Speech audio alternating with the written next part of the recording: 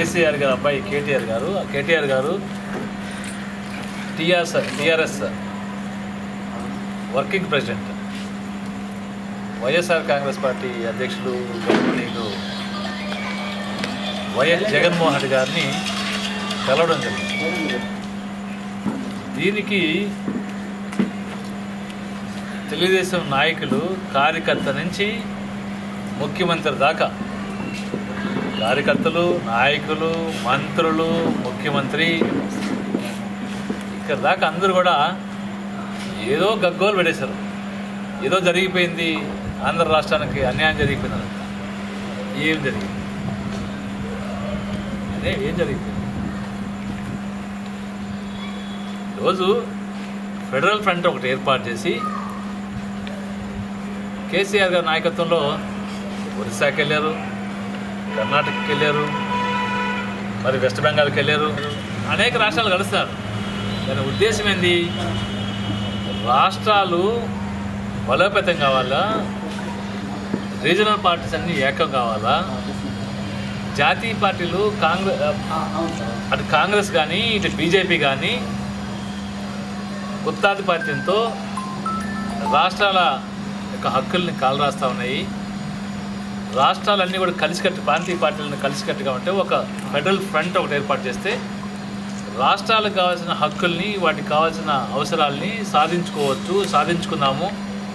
అవసరమైతే మనమే federal front ద్వారా ప్రధానమంత్రిని కూడా ఏర్పాటు చేసుకున్నాము అనే కార్యక్రమం ఆయన చేస్తున్నామండి. దానిలో భాగంగా వర్కింగ్ ప్రెసిడెంట్ని వైఎస్ఆర్ కాంగ్రెస్ పార్టీ అధ్యక్షుడి గారికి పంపించారు. కారణం ఏంటంటే కేసీఆర్ గారికి నమ్మకం ఉంది. ఏమని? ఈ 2019 జరిగే ఎలక్షన్లో ఖచ్చితంగా జగన్మోహన్ రెడ్డి గారు ముఖ్యమంత్రి కాబోతున్నారు. ఒక సీనియర్ నాయకుడిగా ఆయనకు ఆ నమ్మకం ఉంది కాబట్టి ఆ హోప్తోనే రేపు జగన్మోహన్ రెడ్డి గారు కాబోయే ముఖ్యమంత్రి, ఆయన ముఖ్యమంత్రి ఆంధ్ర రాష్ట్రానికి సంబంధించి జగన్మోహన్ రెడ్డి గారితో కూడా కలిసాల్సిన అవసరం ఉంది, ఆయన్ని కూడా కలుపుకొని పోవాల్సిన అవసరం ఉంది. మరి ఫెడరల్ ఫ్రంట్ యొక్క ఉద్దేశాలు, అవసరం, వీటి గురించి మరి జగన్మోహన్ రెడ్డి గారితో కేసీఆర్ గారు వచ్చి మాట్లాడే ముందు మరి వర్కింగ్ ప్రెసిడెంట్ పంపించి మాట్లాడారు. దానికి వీళ్ళందరూ పెడతారు. అసలు ముఖ్యమంత్రి గారు అయితే ఆయన మాట్లాడేదంతా యూటర్న్ ముఖ్యమంత్రి గారు మాట్లాడేదంతా ఏం మాట్లాడుతున్నా ఆయనకి అర్థం కాదు. వాళ్ళకి మరి అర్థమవుతుంది. చాలా సీనియర్ నాయకుడు ఆయన్ని విమర్శించిన స్థాయి మాది కూడా లేదు అనుకుంటాం. కానీ ఏంటంటే ఆయనకి కాస్త హెల్త్ అంటే వయస్సు మీద పడిన దానివల్ల, ఆరోగ్యం సరిలేని దానివల్ల జగన్మోహన్ రెడ్డి గారు పాదయాత్ర చేస్తున్న తర్వాత ఆయనకు ఒక అవగాహన వచ్చిన తర్వాత ఈ రాష్ట్ర ప్రజలందరూ కూడా జగన్మోహన్ రెడ్డి గారి వైపు ఆకర్షితులు అవుతారన్న ఒక భయం పట్టుకొని ఆ ఆందోళనలో ఆయన ఏదేదో మాట్లాడుతున్నారు. ఏమంటారంటే కేసీఆర్, టీఆర్ఎస్, వైఎస్ఆర్ కాంగ్రెస్ పార్టీ పొత్తు పెట్టుకొని ఎన్నికలు పోయే కుట్ర భాగమంటారు. అసలు పొత్తులు ఎవరు పెట్టుకుంటారు? ఒక సీనియర్ నాయకుడిగా ఈ రాష్ట్రానికి 3 సార్లు ముఖ్యమంత్రిగా ఉన్నారు. ఆయన ఒక ముఖ్యమంత్రుల స్థాయిలో ఉన్న వ్యక్తి టీఆర్ఎస్తో పొత్తు పెట్టుకున్నారని మాట్లాడతానంటే ఎంతకన్నా విడ్డూరం ఇంకోటి ఉంటుందా? ఎందుకన్నా అభద్రతా భావంతో మాట్లాడే విధానం ఇంకోటి ఉంటుందా? టీఆర్ఎస్ పార్టీ అసలు ఆంధ్రప్రదేశ్లో ఉందా? లేదు. ఎన్నికల్లో కలిసి పోటీ చేపడితే పొత్తు అంటారు. ఈయన ఇంకోటి మర్చిపోతున్నాడు. ముఖ్యమంత్రి గారికి అబద్ధాలు చెప్పడంలో, ఏదైనా అవాస్తవాలు చెప్పడంలో కానీ సిగ్గు లేకుండా, నీతి లేకుండా, భయం లేకుండా మాట్లాడే వ్యక్తి ఈ దేశంలోనే ఎవరైనా ఉన్నారంటే అది ఒక్క ముఖ్యమంత్రి చంద్రబాబు నాయుడు మాత్రమే. నిన్నగాక మొన్న హరికృష్ణ గారు చనిపోయినప్పుడు ఎన్నికల ముందు మరి బామర్ది చనిపోయిన ఆడు కూర్చోడంటే కేటీఆర్ గారు చూడడానికి వస్తే అక్కడ బామర్ది గారు చనిపోయినాడు ఆ బాధలో లేకుండా పొత్తుల గురించి మాట్లాడతారు. ఆయన మనం కలిసి పోటీ చేద్దామని. ఈ దుర్బుద్ధి నీ యొక్క నీతిమాలిన చర్యలు అన్నీ కేసీఆర్ గారికి తెలుసు కాబట్టి, ఎందుకంటే కలిసి పనిచేశారు, నువ్వు చెప్తున్నావు కలిసి పనిచేశారండి, చేశారు కాబట్టి మీ యొక్క వ్యవహార శైలి, మీరు ఏరు దాటిన తర్వాత తెప్పదలేసేటువంటి తత్వం ఇవన్నీ ఎరిగినారు కాబట్టి కేసీఆర్ గారు మీతో పొత్తుకు ఒప్పుకోలేదు. ఆయన అసలు ముఖ్యమంత్రి గారికి ఒంటరిగా పోటీ చేసే ధైర్యమే లేదు. ఎవరోతో పొత్తు కావాలి. తెలంగాణలో పొత్తు కడితే టీఆర్ఎస్ ఒప్పుకోలేదని ఒంటరిగా పోటీ చేయలేక మరి ఆ గర్భశత్రువు లాంటి వాళ్ళు. అయితే కాంగ్రెస్ పార్టీకి వ్యతిరేకంగా పుట్టిన పార్టీ తెలుగుదేశం పార్టీ. స్వర్గీయ నందమూరి రామారావు గారు తెలుగుదేశం పార్టీని కాంగ్రెస్ పార్టీకి వ్యతిరేకంగా ఏర్పాటు చేసిన పార్టీ. మరి అలాంటి కాంగ్రెస్ పార్టీతో కూడా అధికార దాహంతో ఎన్నికల్లో గెలవాలనే ఒక ఏకైక లక్ష్యంతో నీతిమాలి పొత్తు పెట్టుకున్నటువంటి తత్వం చంద్రబాబు నాయుడు గారు. మరి మీరు పొత్తుల గురించి మాట్లాడతారంటే ఇంకన్నా లేదు. ఆ రోజు అంటే చంద్రబాబు నాయుడు ఎప్పుడు కూడా ఏమంటారంటే, తను చేస్తే నీతి, వేరే వాళ్ళు చేస్తే అవినీతి అంటారు. తను చేస్తే కాపురం, వేరే వాళ్ళు చేస్తే ఇంకొకటి అంటారు. ఇలాంటి వ్యక్తి అసలు మధ్యుడిని మాట్లాడుతున్నాడు ముఖ్యమంత్రి గారు. ఉద్దేశం ఏంది? మొదటి రోజు నుంచి ఈ రోజు వరకు మరి విడిపోయిన రాష్ట్రానికి ప్రత్యేక హోదా కావాల్సిందే. ప్రత్యేక హోదా అనేది ఈ రాష్ట్రానికి సంజీవిని. ప్రత్యేక హోదా కొరకు అనేక పోరాటాలు చేస్తున్నాం, ఈ రోజుకి చేస్తున్నాం. మా నాయకుడు అనేకసార్లు చెప్పినాడు, ప్రత్యేక హోదా విషయంలో మనతో కలిసి ఇచ్చే పార్టీలతో కానీ, ప్రత్యేక హోదా ఇచ్చే కేంద్రంలో ఇచ్చే పార్టీకి కానీ మా సహకారం ఉంటుందని అప్పుడు చెప్పారు, ఇప్పుడు చెప్తున్నారు, రేపు చెప్తారు. మాకు ఏకైక లక్ష్యం వైఎస్ఆర్ కాంగ్రెస్ పార్టీ అంటే జగన్మోహన్ రెడ్డి గారి ఏకైక లక్ష్యం ఈ రాష్ట్రానికి ప్రత్యేక హోదా తేవాలి, ఈ రాష్ట్రానికి ప్రత్యేక హోదా సాధించాలని. దానిలో భాగంగా మేము ఎవరితోనైనా మాట్లాడతామని చెప్పాము, మాకు పార్టీ ఎవరన్నా కావచ్చు అని చెప్పాము. మరి మీరు ఆ రోజు మోడీ గారిని ఈ రాష్ట్రంలో అడుగుపెట్టని అన్నారు మీరే. ఈ రాష్ట్రంలో మోడీ గారంట దుర్మార్గుడు, ఈ దేశంలో లేరన్నది చెప్పింది చంద్రబాబు నాయుడు గారే. ఆ తర్వాత క్రమంలో ఎన్నికల దగ్గరకు వచ్చే వాళ్ళకి ఎన్నికల్లో ఓడిపోతామని భయం పెట్టుకొని, పొత్తు లేకపోతే ఓడిపోతామని మరి వాళ్ళని దగ్గర తీసుకొని అదే మోడీ గారి కాళ్ళ ముందు సాగిలబడి, అమిత్ షా గారి కాళ్ళ ముందు సాగిలబడి, అయా మహానుభావ మీతో పొత్తు పెట్టుకుంటాము, మమ్మల్ని కూడా మిమ్మల్ని కలుపుకోండి మాట్లాడి పొత్తుని ఏర్పాటు చేసుకొని ఎన్నికలు పోయారు. ఎన్నికల్లో గెలిచారు, అధికారంలోకి వచ్చారు. 4.5 సంవత్సరం మీరు వాళ్ళతో కాపురం చేశారు. ఆ కాపురం చేసే క్రమంలో ఎప్పుడైనా ఈ రాష్ట్రానికి రావాల్సిన వాటా రాలేదని కానీ, నిధులు రాలేదని కానీ, ప్రత్యేక హోదా ఇవ్వలేదని కానీ ఏ రోజైనా మీరు అడిగారా? పైపెచ్చు ఇదే ముఖ్యమంత్రి గారు చెప్తారు, మోడీ గారంత గొప్ప ప్రధానమంత్రి ఈ దేశానికి దొరకడం అదృష్టం, ఆయన మించిన గొప్ప వాళ్ళు ఎవరు లేరు అని పొగిడావు.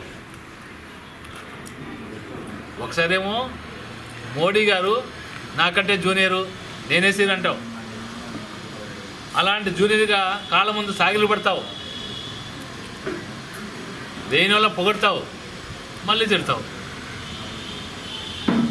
విఘ్నత ఉన్నవాళ్ళు ఎవరైనా కూడా తిట్టిన నోటితోనే ఇమీడియట్గా కొంతకాలం గడిస్తే పర్లేదు, అప్పుడప్పుడే మాట్లాడే వాళ్ళు ఎవరు లేరు, మీరే మాట్లాడతారు.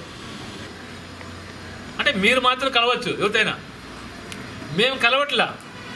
మేము కలవకపోయినా కూడా మాకు అంటగడుతున్నారు పొత్తులు. బీజేపీతో పొత్తు పెట్టుకుంటామని మేము ఈరోజు కనలేదు. మా నాయకుడు పదే చెప్తాడు, మేము ఎవరితో పొత్తు పెట్టుకోమో, మేము ఒంటరిగా పోటీ చేస్తామని.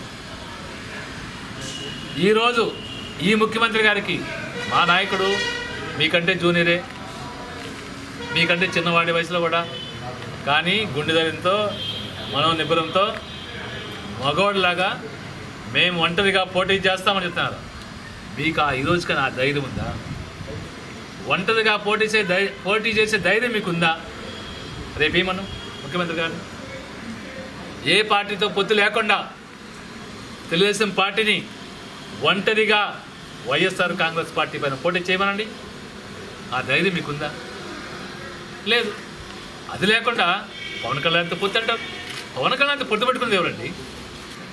బీజేపీ అమిత్ షా మోడీ గారి ద్వారా రికమెండ్ చేయించుకొని పొత్తు పెట్టుకుంది మీరు, ప్రచారం చేయించుకుంది మీరు. మంత్రులు మాట్లాడతారు, ఇష్టం వచ్చినా మాట్లాడతారు. ఏదో బ్రహ్మాండం బద్దలైనట్టుగా. ఏమైపోయింది ఇప్పుడు?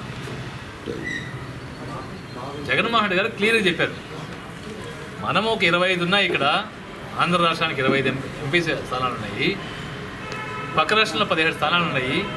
ఈ 25 స్థానాలతో మీదేం చేయలేకపోయేదిగా. ఈరోజు ప్రత్యేక హోదా అవసరం లేదని మీరే, ప్రత్యేక ప్యాకేజ్ కావాలని మీరే, మళ్ళీ ఏమైందో ఈరోజు వచ్చి ప్రత్యేక ప్యాకేజ్ కావాలని, ప్రత్యేక హోదా కావాలన్నది మీరే, మోడీ గారు ఈ రాష్ట్రానికి అన్యాయం చేస్తారని చెప్పేది మీరే, బ్రహ్మాండంగా ఈ రాష్ట్రాన్ని చేశారని చెప్పింది మీరే. అంటే చంద్రబాబు నాయుడు గారు మీడియాను మేనేజ్ చేసి ఏమి చెప్తే చెల్లుబాటు అవుతుందని వ్యవస్థలు మేనేజ్ చేసి అంటే చెప్తామంటే జరిగిపోతుందా? అసలు సిగ్గుండ వల్ల చెప్పేటప్పుడు కాస్త సిగ్గుండవు కదా. ఏది పడితే మాట్లాడుతుందా? మా అధ్యక్షుడు క్లియర్గా చెప్పాడు, కేటీఆర్ గారు క్లియర్గా చెప్పారు, ఫెడరల్ ఫ్రంట్ ద్వారా మన రాష్ట్రానికి రావాల్సిన హక్కుల గురించి మాట్లాడదాము, కలిసి పోతాము. మనకి 25 వస్తే ఆ 17 కలిపిస్తే మొత్తం 42 మంది వస్తాము. 42 మంది మనము పోరాటం చేయొచ్చు. ఇంకా పక్కన ఉన్న రాష్ట్రాల్లో కూడా కలిసి వస్తే అందరూ కలిసి ఈ ఆంధ్ర రాష్ట్రానికి కావాల్సిన ప్రత్యేక హోదా విషయంలో మేము మీకు సపోర్ట్గా ఉంటానంటే చేస్తున్నాం. దాంట్లో తప్పేముంది? దాన్ని గగ్గోలు పెట్టి ఏదో బ్రహ్మాండం బగ్గలు పెట్టు మేమేదో చేయకూడని కార్యక్రమాలు.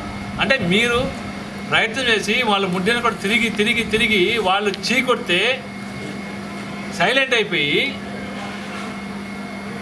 ఈరోజు వైఎస్ఆర్ కాంగ్రెస్ పార్టీ తప్పు చేసినట్టు మాట్లాడతారు. ఏది అన్నీ ప్రజలు కూడా గమనిస్తూ ఉన్నారు. ఇది మంచి పద్ధతి కాదు. రాష్ట్రానికి మేలు జరిగే విషయంలో వైఎస్ఆర్ కాంగ్రెస్ పార్టీ ఏ త్యాగానికైనా సిద్ధం. ఈ రాష్ట్ర భవిష్యత్తే, ఈ రాష్ట్ర యొక్క అభివృద్ధి వైఎస్ఆర్ కాంగ్రెస్ పార్టీకి ముఖ్యం. దాని గురించి ఎవరితోనైనా కలిసేదానికి మాట్లాడేదానికి ఏముంది? వాళ్ళొక రాష్ట్రం, ఆ రాష్ట్రానికి ఆయన ముఖ్యమంత్రి, వాళ్ళ రాష్ట్రానికి కావాల్సినట్టు ఆయన చేసుకుంటారు, మన రాష్ట్రానికి కావాల్సిన మనం చెప్పుకుంటున్నాము. అందరూ కలెక్టివ్గా కేంద్రంలో ఉన్న ప్రభుత్వాన్ని అడుగుదామని. వైఎస్ఆర్ కాంగ్రెస్ పార్టీ యొక్క ఉద్దేశం ఏంది? స్పెషల్ స్టేటస్ని సాధించుకోవాలి. ఆ క్రమంలో మాట్లాడాము. వాళ్ళు వచ్చారు, ఆయన కూడా క్లియర్ చెప్పారు, మేము ఈ ఫెడరల్ ఫ్రంట్లో మేము ఆంధ్ర రాష్ట్రానికి రావాల్సిన ప్రత్యేక హోదా విషయంలో టీఆర్ఎస్ పూర్తి సహకారాన్ని అందిస్తాము, కేసీఆర్ గారు చెప్తున్నారు అని క్లారిటీగా చెప్పారు. ఆయన 2 నెలలు 60 రోజులు మీ భాగవతం తెల్లారిపోతా ఉంది. మీకు భయం పట్టుకొని ఇవన్నీ మాట్లాడుతూ ఉన్నారు. ఖచ్చితంగా రాబోయే ఎన్నికల్లో ఈ రాష్ట్రంలో ప్రజాస్వామ్యం అనేది బ్రతికి బట్టగట్టబోతుంది. వైఎస్ జగన్మోహన్ రెడ్డి గారి నాయకత్వంలో ప్రజలు డిసైడ్ అయిపోయినారు. ప్రజలందరూ కూడా ఈ అవినీతి ప్రభుత్వాన్ని, ఈ లంచగొండి ప్రభుత్వాన్ని, ఈ అప్రజాస్వామిక ప్రభుత్వాన్ని, ప్రజా వ్యతిరేక పాలనకి శరమిగితం ఆడేదానికి కూకుట వేళతో పెకిలించి ఈ భూమిలో పాతిపెట్టడానికి నిర్ణయం అయిపోయినారు ఈ రాష్ట్ర ప్రజలందరూ కూడా. ఈ పార్టీ అడ్రస్ లేకుండా పోబోతు, ప్రజాగ్రహంలో కొట్టుకుపోబోతుంది. నువ్వు ఎన్ని కుయుక్తులు ఇవన్నీనా, ఎన్ని ఎత్తులేసినా, ఎన్ని నక్కజిత్తుల వ్యవహారాలు ఆడినా మీకు తగిన గుణపాఠం చెప్పేదానికి ఈ రాష్ట్ర ప్రజలు సిద్ధంగా ఉండాలని తెలియజేస్తాం. 2000 రూపాయలు వస్తానే పెన్షన్ ఇస్తాను చెప్తూ చెప్పాడు. ఇతని దుర్బుద్ధి కానీ ఇతని యొక్క ఇది కానీ తెలుసు. జగన్మోహన్ గారు చెప్పాడు, ఒకవేళ ఎన్నికల ముందు ఈ 2000 ఇచ్చినా ఇస్తాడేమో కానీ మోసం చేస్తానికి నెంబర్ 1 అని. ఇప్పుడు ఈయన వారాన్ని దించుకొని అరుస్తామని 2000 ఇస్తాను, 2000 ఇస్తానండి. జనవరి ఇస్తాను, ఫిబ్రవరిలో 3000 ఇచ్చి ఆ తర్వాత 2000 ఇస్తాను. ఇది జగన్మోహన్ రెడ్డి గారి నైతిక విజయం.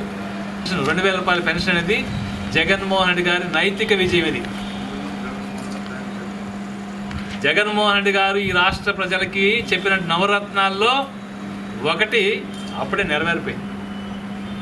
మిగతా కూడా ఎన్నికల ముందు ఏమైనా చెప్పినా ఆశ్చర్యపడినకల్లా. నిరుద్యోగ వృత్తి 3000 అన్నారు, 2000 అన్నారు. ఇవ్వకుండా మొన్నటి వరకు ఇవ్వకుండా మొన్నటి రోజు 2000 కాదు 1000 రూపాయలు ఇస్తాను. ఎందుకు ఇస్తున్నారు? 2000 ఇస్తాను మాట తెప్పి 1000 రూపాయలు ఇస్తాను, దానికి 1,00,000 కానీ పెడతాను. పక్కనే తెలంగాణ పోయేసి నేను 3000 ఇస్తాను. నమ్ముతారా ప్రజలు? ఇక్కడ 2000 ఇస్తాను ఇవ్వలేదు, అటు 3000 ఇస్తాను. నమ్ముతారా? అందుకనే శుద్ధంగా తరిమి కొట్టారు. తెలంగాణలో తరిమి కొట్టి తోక కోసి సున్నం పెట్టి తరిమి కొట్టారు. ఈసారి ఆ తరిమి కొడితే ఇక్కడికి వచ్చారు. ఆంధ్ర కన్నా ఏడు తరిమి కొట్టి పట్టిన ఏడకు పోవాలో సింగపూర్కి పోవాల్సిందే. ప్రయాణం అవ్వాల్సిందే సింగపూర్కి. అందుకనే ఆడాన్ని ఏర్పాటు చేసుకున్నాడు. తెలంగాణలో కొడితే ఆంధ్రాకి వచ్చామయ్యా, ఆంధ్రాలో కొడితే ఏడకు పోవాలా, సింగపూర్కి పోవాలా, అన్నీ ఏర్పాటు చేసుకున్నాడు. ఆ రోజు కూడా వస్తే తొందరలోనే.